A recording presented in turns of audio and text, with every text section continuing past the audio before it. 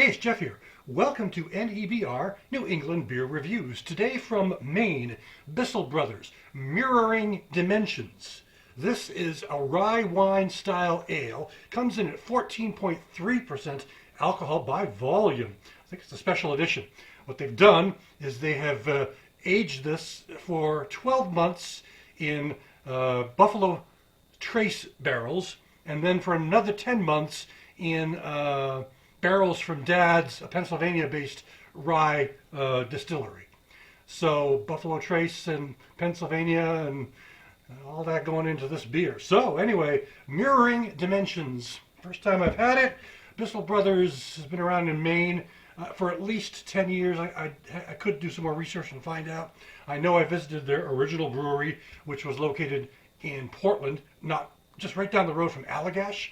And it was only a little tiny place. And then their beers started taking off. They have one called The Substance, which I reviewed on this channel, I don't know, maybe 10 years ago, somewhere around the time it first came out.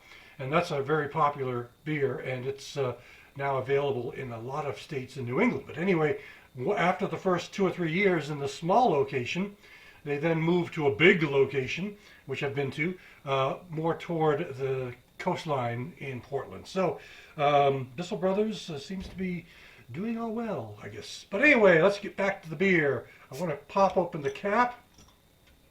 Over 14%. Goodness gracious me. So give it a pour. Whoops, didn't mean to bang the glass like that. This is a Long Trail glass, as you can see. Long Trail out of Vermont. We'll give it a pour. There we go. Look at that. Nice and dark brown, with a kind of a fizzy mocha head that's fading right down. It's going down to nearly nothing.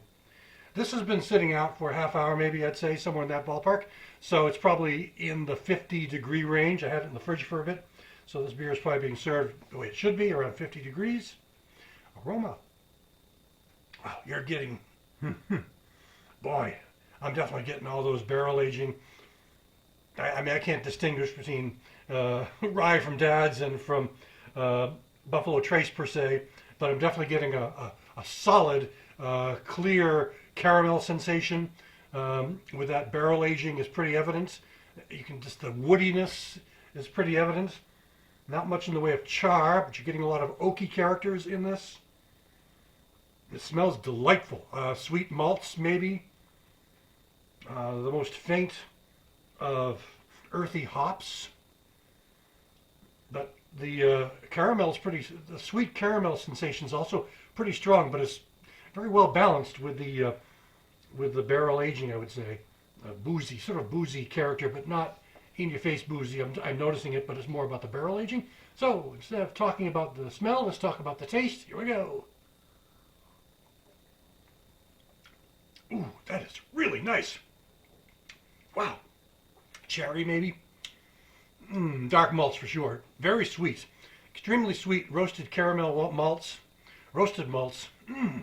Boy, I like this one. Maybe a touch of honey. Definitely getting the oaky type character in the flavor. It's not really boozy per se, but it's got a warming sensation. I can feel it warming on the back of my throat. 14-something%. All right, maybe after the whole bottle, I will really notice that 14%. But after 2 or 3 sips, I'm getting just a dynamite sweetness and a good caramel character. Body on this has got to be in the range of full. I'm going to call it a full body. Very chewy. Very, very, very full. Very bold. Very rich. Also very rich in flavor. Wow. Okay, after a couple of sips, I do pick up more of the booziness after a couple of sips. Not in my head yet. In a few minutes, if I were to keep this on for the next half hour, you'd see it in my head, I'm sure.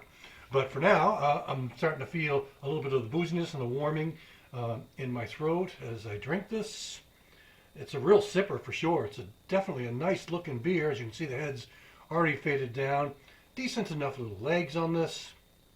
They don't last too long, doesn't cling too long, but they're there. Boy, I like this one. I wish I'd bought 2 of them. But I think it was like 17 bucks for Let me see. Let me see. Yeah, $17.99 for that one, for this one bottle, which is, I think, about a not quite a 500 milliliter, maybe somewhere in that ballpark. It's the one that's a little larger than the pint, not quite 20 something ounces. Mm. Something worth trying once.